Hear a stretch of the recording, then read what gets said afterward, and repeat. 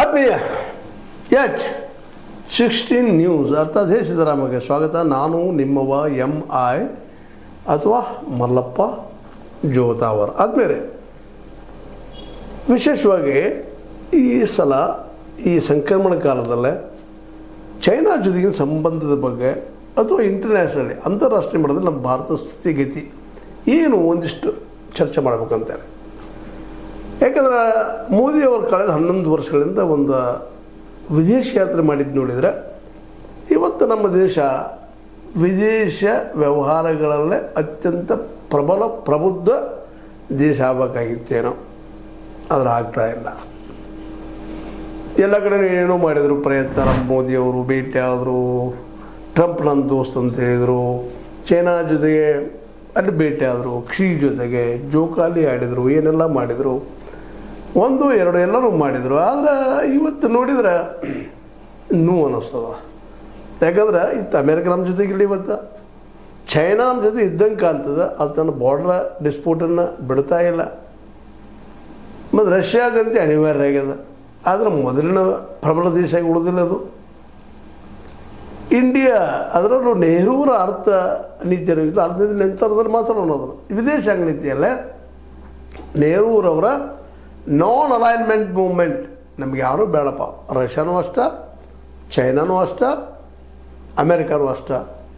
ಆ ಸಂದರ್ಭದಲ್ಲಿ ಭಾರತದ ನಿಲುವು ಭಾಳ ಸ್ಪಷ್ಟ ಇತ್ತು, ಜೊತೆಗೆ ಬಲಾಢ್ಯನೂ ಇತ್ತು. ಆದರೆ ಈಗ 11 ವರ್ಷದೊಳಗೆ ನಮಗೆ ನೋಡ್ರಿ, ಮೊನ್ನೆ ನಡೀತಲ್ಲ ಈ ಲಾಸ್ಟ್ ಟೈಮ್ ನಾವು ಪಾಕ್ ಆಕ್ಯುಪೈಡ್ ಏನು ನಮ್ಮ ಭಾರತದ, ಅದ್ರ ಸಲುವಾಗಿ ನಾವು ದಾಳಿ ಮಾಡಿದ್ದೀವಿ, ಗೆದ್ದೀವಿ, ಖುಷಿ ಪಡ್ತಾ ಇದ್ದೀವಿ ಅನ್ನೋದ್ರೊಳಗಾಗಿನ ಅದನ್ನ ನಿಲ್ಲಿಸೇ ಬಿಟ್ಟರು. ನಮ್ಮ ಗೆಲ್ತಾರಪ್ಪ. ಇನ್ನು ನಮ್ಮ ಭಾರತದ ಸೈನಿಕರು ಪಾಕ್ ಆಕ್ಯುಪೈಡ್ ದೇಶವನ್ನು, ಅದು ನಮ್ಮ ಆಕ್ಯುಪೈಡ್ ಆದಂಥ ಒಂದು ಆಜಾದದವ್ರು ಕರ್ಕೊಳ್ತಾರೆ. ಆ ಪಾಕನ್ನು ನಮ್ಮೊಳಗೆ ತೊಗೊಳ್ತಾರೆ. ನಮ್ಮ ಭಾರತದಾಗ್ತದೆ, ಕಾಶ್ಮೀರದಾಗ್ತದೆ ಅಂತೇಳಿ. ಆದರೆ ಇವತ್ತು ಸ್ವತಃ ಟ್ರಂಪ್ ಅವ್ರು ಹೇಳ್ತಾರೆ, ಇಲ್ಲ ನಾನು ನಿಲ್ಲಿಸಿದೆ ಅದನ್ನು, ಇಲ್ಲಾಂದ್ರೆ ಭಾರತ ಹೊಳಕ್ಕೆ ಬೀಳ್ತಾಯಿತ್ತು, ಒಣಬಾಂಬದ ಯುದ್ಧ ಆಗ್ತಾಯಿತ್ತು ಅಂತೇಳಿ. ಅದಕ್ಕೆ ಇವತ್ತಿನವರೆಗೂ ಅದ್ರ ವಿರೋಧವಾಗಿ ನಮ್ಮ ಮೋದಿಯವರು ಒಂದು ಮಾತು ಮಾತಾಡ್ತಾ ಇಲ್ಲ. ಈಗ ಚೈನಾ ಅದು ಸಣ್ಣಗೆ ಶುರು ಮಾಡಿದ ನಮ್ಮ ವೀಕ್ನೆಸ್ ತಿಳ್ಕೊಂಡು, ಕಾಶ್ಮೀರದವ್ರು ನಮ್ಗೆ ಇನ್ನೂ ಜಾಗ ಬರ್ತದೆ ಅಂತೇಳಿ. ಈಗಾಗಲೇ ಹೊಡ್ಕೊಂಡು ಬಿಟ್ಟಿದ್ದಾರೆ ಸಾಕಷ್ಟು ನಮ್ಮ ಭೂಮಿಯನ್ನು. ಗಾಲ್ವಾನ್ದಲ್ಲಿ 20 ಸೈನಿಕರು ಹೊಡೆದು ತೆಗೆದುಬಿಟ್ಟಿದ್ದಾರೆ. ನಮ್ಮ ಏನಾದರೂ ಒಳಗೆ ಬರ್ತಾನೆ ಇದ್ದಾರೆ. ಈ ಕಾಶ್ಮೀರ ನಮ್ಮದು ಅನ್ನುವಂಥ ಮಾತು ಮಾತಾಡೋ ಹಂತಕ್ಕೆ ಬಂದಿದ್ದಾರೆ. ನಾವು ಎಲ್ಲಿ ಎಟುಬಿದ್ದೀವಿ ಈ ಕಳೆದ 11 ವರ್ಷದೊಳಗೆ ಅನ್ನೋದನ್ನು ಮತ್ತೊಂದು ನಾವು ವಿಮರ್ಶೆ ಮಾಡ್ಕೋಬೇಕಾಗಿದೆ. ಅಂತಾರಾಷ್ಟ್ರೀಯ ಮಟ್ಟದಲ್ಲಿ ನಾವು ಪೂರ್ಣವಾಗಿ ಸೋತಿದ್ದೀವಿ ಅನ್ನೋದು ಎರಡು ಮಾತಿಲ್ಲ. ಇವತ್ತು ನಮಗೆ ಚೈನಾ ಅನಿವಾರ್ಯಪ್ಪ ಅನ್ನುವಂಥದ್ದು. ಯಾಕಂದರೆ ಟ್ರಂಪ್ ಅವರು ದಿನದಿಂದ ದಿನಕ್ಕೆ 25% ಹೆಚ್ಚು ಮಾಡಿದ್ವಿ, 50 ಮಾಡಿದ್ವಿ, 100 ಮಾಡಿದ್ವಿ, ಏನೇನೋ ಸ್ಟೇಟ್ಮೆಂಟ್ ಕೊಡ್ತಾ ಇದ್ದಾರೆ. ಅದು ಹೊಡೆದು ನಮಗೆ. ಯಾಕಂದ್ರೆ ನಮ್ಮ ದೇಶ ರಫ್ತು ಮಾಡಿದಾಗ ನಮ್ಗೆ ದುಡ್ಡು ಬರುವಂಥದ್ದು. ನಮ್ಮ ಕಡೆಯಿಂದ ನಮ್ಮ ದೇಶದಿಂದ ರಫ್ತಿನ ಹೆಚ್ಚು ಟ್ಯಾಕ್ಸ್ ಐತೆ. ಮತ್ತು ನಮ್ಮ ವಸ್ತುಗಳು ಅಲ್ಲಿ ಜನ ಯಾಕೆ ಕೊಳ್ತಾರೆ? ಅದರಲ್ಲೂ ಅಮೇರಿಕಾದಲ್ಲಿ ಒಂದು ಹೆಚ್ಚು ಕೊಟ್ಟು ಕೊಳ್ಳುವಂಥ ಅಲ್ಲಿ ಶಕ್ತಿ ಅದವರಿಗೆ, ಆರ್ಥಿಕವಾಗಿ ಭದ್ರಿದ್ದಾರೆ. ಅವ್ರು ಉಳಿದ ದೇಶಗಳು ನಾವು ಏನು ಕಳಿಸ್ತಿಲ್ಲ, ಅದಕ್ಕೆ ಹೆಚ್ಚು ರೊಕ್ಕ ಕೊಟ್ಟು ತೊಗೊಳ್ತಾರೆ. ಅವರು ಹಣ ಕೊಟ್ಟು ತೊಗೊಳ್ತಾರೆ. ಅದರಿಂದ ನಮಗೆ ಒಂದಿಷ್ಟು ನಮ್ಗೆ ಲಾಭ ಆಗ್ತದೆ ನಮ್ಮ ದೇಶಕ್ಕೆ. ಆದರೆ ಅದನ್ನು ಈಗ ಮೂಗು ಹಿಡಿದು ಬಿಟ್ಟಿದ್ದಾರೆ ನಮ್ಮ ಟ್ರಂಪ್ ಅವರು. ಈ ಮಾತನ್ನು ಯಾಕೆ ಹೇಳ್ತಾ ಇದ್ದೀರಪ್ಪ ಅಂದ್ರೆ, ನಮ್ಮ ಮೋದಿ ಅವರು ಟ್ರಂಪ್ ಅವ್ರ ಗ್ಯಾದರ್ ಮಾಡಿ ತಪ್ಪಿದಾರ ಅಂತ. ಈಗ ನೋಡ್ರಿ, ಚೈನಾ ಕಡೆಯಿಂದ ದೋಸ್ತಿ ಮಾಡಲಿಕ್ಕೆ ಮಾಡಿದರು, ಭೇಟಿ ಆದರು, ಜೋಲ ಹೇಳ್ತೀರಿ ಇದೇ ನಿಮಗೆ ಕುಂತು. ಜೋಲ ಅಂದ್ರೆ ಈ ತೂಗು ಮಂಚದ ಕೂತು ಮಾತಾಡಿದರು, ಚಾಪೆ ಚರ್ಚೆ ಮಾಡಿದ್ರು, ಎಲ್ಲ ಮಾಡಿದರು. ಇದು ಖುಷಿ ಹೇಳ್ತಾರೆ, ಕಾಶ್ಮೀರದವ್ರು ನಮ್ಮದು ಇನ್ನೂ ಹೋದರೆ ಜಾಗ ಅಂತೇಳಿ. ಮತ್ತು ಹಿಮಾಚಲ ಪ್ರದೇಶ ನಮ್ಮ ಇದು ಅದಲ್ಲ, ಇದು ಅರುಣಾಚಲ ಪ್ರದೇಶ ನಮ್ಮದರಿ ಅಂತಾರೆ, ನಿಮ್ದಲ್ಲ. ಮತ್ತು ಏನು ಪರಿಸ್ಥಿತಿ ಇವತ್ತು ಸಾಕಷ್ಟು ನಮ್ಮ ಮೋದಿಯವರ ಈ ಜನಸಂಘದವ್ರು ಇರ್ಬೋದು, BJP ಇರ್ಬೋದು, ಈ ಹಿಂದೆ ನೆಹರು ಸೋತಿದ್ದಕ್ಕೆ ಚವೆನ್ಲಾಯ್ ಇದ್ದಾಗ, ಚವೆನ್ಲಾಯ್ ಪ್ರಧಾನ ಇದ್ದಾಗ, ಚೈನಾ ಸೋತಾಗ, ಅದರಲ್ಲಿ ಮಾಂಸ ತುಂಗಿದ್ದಾಗ ಸೋತಾಗ ಎಷ್ಟು ಟೀಕಾ ಮಾಡಿದ್ರು ನಮ್ಮನ್ನು, ಎಷ್ಟೆಲ್ಲ ಮಾಡಿದರು. ನೆಹರುವಿನಿಂದ ಜಾಗ ಹೋಯಿತು, 4000 ಕಿಲೋಮೀಟ್ರ್ ಚದರ ಕಿಲೋಮೀಟ್ರ್ ಹೋಯಿತು ಅಂತೇಳಿ ಇವತ್ತಿಗೂ ಟೀಕಾ ಮಾಡ್ತಾರೆ. ಮತ್ತು ಈ ಗಾಲ್ವಾನ್ದಲ್ಲಿ ಏನಾಯ್ತು? ಮತ್ತು ಈಗ ಅವ್ರ ದೋಸ್ತಿ ನಮಗೆ ಯಾಕಂದ್ರೆ ರಷ್ಯಾ ಇವತ್ತು ಕೊಡುವ ಸ್ಥಿತಿಗಳು ನಮಗಿಲ್ಲ. ಭಾಳ ಜನ ಶಸ್ತ್ರಾಸ್ತ್ರ ಕಡಿಮೆ ರೇಟಿಗೆ ಮಾರ್ಬೋದು ಅಷ್ಟೇ, ನಮ್ಮನ್ನು ಕೊಟ್ಟು ಸಾಕುವಂಥ ಸ್ಥಿತಿಗಳದಿಲ್ಲ. ಉಕ್ರೇನ್ ಯುದ್ಧದೊಳಗೆ ಸಿಕ್ಕೊಂಡು ಅದು ಒದ್ದಾಡ್ತಾ ಇದೆ. ನೀವು ಪೆಟ್ರೋಲ್ ಡೀಸೆಲ್ ತೊಗೊಂಡು ನಮ್ಗೆ ರೊಕ್ಕ ಕೊಡೋಣ ಸಾಕು ನಾವು ಅನ್ನೋಂಥ ಪರಿಸ್ಥಿತಿ ಬಂದಿದ್ದಾರೆ.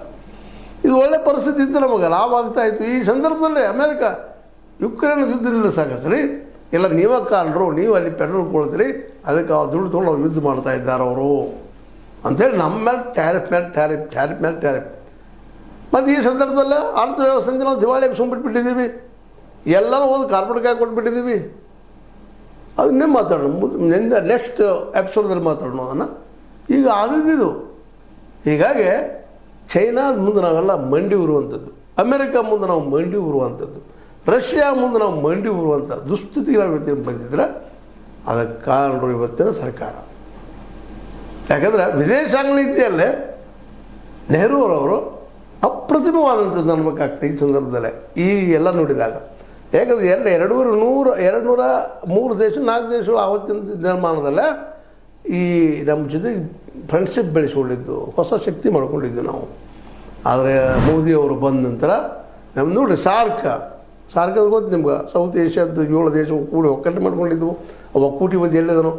ಪಾಕಿಸ್ತಾನ ಕಡೆ ನೋಡೋದಿಲ್ಲ, ಅಫ್ಘಾನಿಸ್ತಾನ ಅಷ್ಟು ಕಷ್ಟ, ಬಾಜು ಇದ್ದಂಥ ಬಾಂಗ್ಲಾದೇಶ್ ನಮಗೆ ಇವತ್ತು ವೈರಿಯಾಗಿ ನಿರ್ಮಾಣ ಆಗ್ಲಿಕ್ಕತ್ತದ ರೀ, ನಮ್ಮಿಂದ ಶ್ರೀಲಂಕಾ ದೂರ ಹೋಗ್ಲಿಕ್ಕತ್ತದ, ಮಾಲ್ದೀವ್ಸ್ ಅಷ್ಟು ಕಷ್ಟ. ಇಲ್ಲೆಲ್ಲ ಚೈನಾ ಮತ್ತು ಅಮೇರಿಕಾದ ಹೊಸ ಬಂದು ನಿಲ್ತಾ ಇದ್ದಾವ. ನೇಪಾಳ ನಮ್ಮದು ಅಗದಿ ಆತ್ಮೀಯ ದೇಶ ಆಗಿತ್ತು, ಹಿಂದೂ ದೇಶ ಎರಡು ಅಂತೇಳಿ ಇವತ್ತು ಅದು ಚೈನಾ ಜೊತೆಗೆ ಸಾಲಗಾರ ಆಗಿದ್ದಾರೆ. ಸಾಲ ಕೊಟ್ಟ ಚೈನಾ ಹೇಳಿದಂಗೆ ಕೇಳೋ ಪರಿಸ್ಥಿತಿಗೆ ಅವ್ರು ನೇಪಾಳ ಆಗ್ಯದ. ಅಲ್ಲಿ ಝಂಜಿ ನೀವು ಕೇಳಿದ್ರಿ, ನಮ್ಮಲ್ಲೂ ಝಂಜಿ ಆಗುವಂಥ ಎಲ್ಲ ಸಾಧ್ಯ ಮುಗಿಬಿಟ್ಟಿದ್ದಾರೆ. ಏಕಾಂಗಿ ಆಗಿದೆ ಭಾರತದ ಇವತ್ತು. ಇದಕ್ಕೆ ಕಾರಣ ಹಲವು ದೇಶಗಳನ್ನು ಸುತ್ತ ಹಾಕಿದ್ರು ಸಹಿತ ಮೋದಿಯವರು ಎಡವಿದರು. ಅಷ್ಟೇ ಆಗ್ರಿ, ನಿಮ್ಗೆ ಅತ್ಯಂತ ಸ್ಪಷ್ಟ ಪಾಕ್ ಹೋಗಬೇಡ ಸಂದರ್ಭದಲ್ಲೇ ಪಾಕಿಸ್ತಾನವನ್ನು ಒಂದು ಭಯೋತ್ಪಾದಕ ದೇಶದ ಕರೀರಿ ಅಂತ ಎಲ್ಲ ದೇಶಕ್ಕೂ ಭೇಟಿ ಆದರು, ಎಲ್ಲ ಕಳಿಸಿದ್ರು. 50 ಮಂದಿ ಇನ್ನೂ ಕಳಿಸಿದ್ರು. ಹಳೆದಾಗ ಯಾರೊಬ್ಬರು ಓಪನ್ ಆಗಿ ನಮ್ಮ ಪರವಾಗಿ ಮಾತಾಡಲಿಲ್ಲ.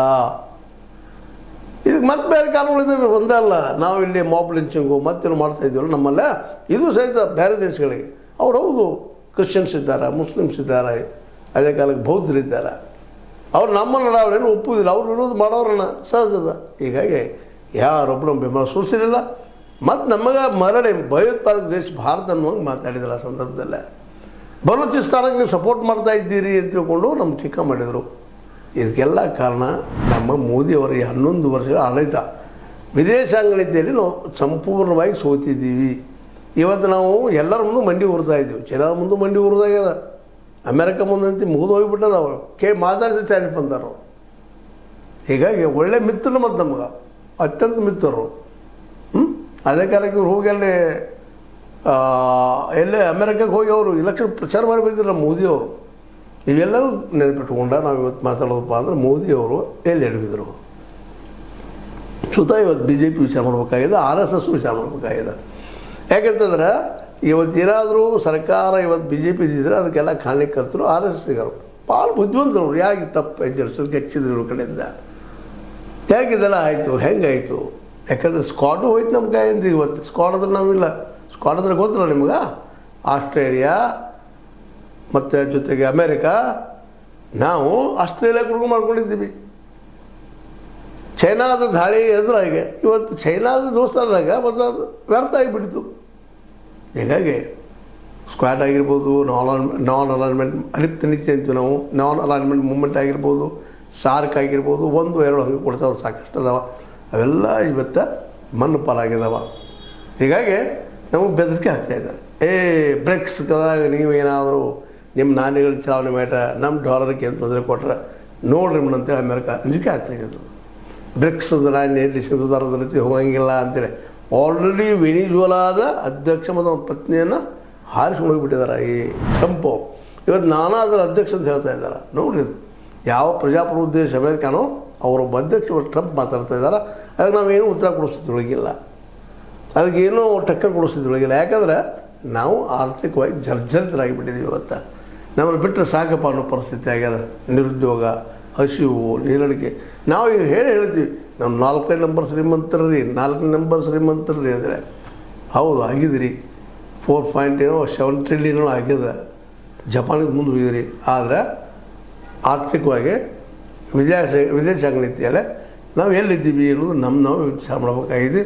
ಅದೇನೋ ಆಗಲಿ, ಒಟ್ಟಾರೆಯಾಗಿ ಈ ಸಂದರ್ಭ ಹೇಳುವುದಷ್ಟೇ ಏನಪ್ಪ ಅಂತಂದ್ರೆ, ಚೈನಾ ಜೊತೆಗೆ ಅಮೆರಿಕಾ ಜೊತೆಗೆ ರಷ್ಯಾ ಜೊತೆಗೆ ನಾವು ಸಮಾನವಾಗಿ ನಿಲ್ಲುವ ಸ್ಥಿತಿಯಲ್ಲಿ ಇದ್ದೀವ ಅನ್ನೋದು ಪ್ರಶ್ನೆ ಮಾಡ್ಕೋಬೇಕಾಗಿದೆ. ಇವನ್ BJPಗರು RSSಗರು ಮತ್ತು ನಮ್ಮ ಮೋದಿಯವರು ಸಹಿತ ಅಂತ ಹೇಳ್ತಾ ಈ ಸೋಲಿಗೆ ಯಾರ ಕಾರಣಗಳು ನಿಮ್ಗೆ ಚಿಂತನೆ ಮಾಡಿರಿ ಅಂತ ಹೇಳ್ತಾ ಇದು ನಿಮಗೆ ಲೈಕ್ ಆಗಿರ್ಬೋದು ಲೈಕ್ ಮಾಡಿ ಶೇರ್ ಮಾಡಿ ಕಾಮೆಂಟ್ ಮಾಡಿ ಜೊತೆ ಸಬ್ಸ್ಕ್ರೈಬ್ ನಿಲ್ಲಿಸ್ಬಿಡಿ ಹೆಚ್ಚು ನ್ಯೂಸ್ ಅರ್ಥ ಆಗ್ತಿದ್ದಾರೆ ಎಂಬುದು ಸತ್ಯದ ಕೈಗೆ ನಡಿ ವಂದನೆಗಳು.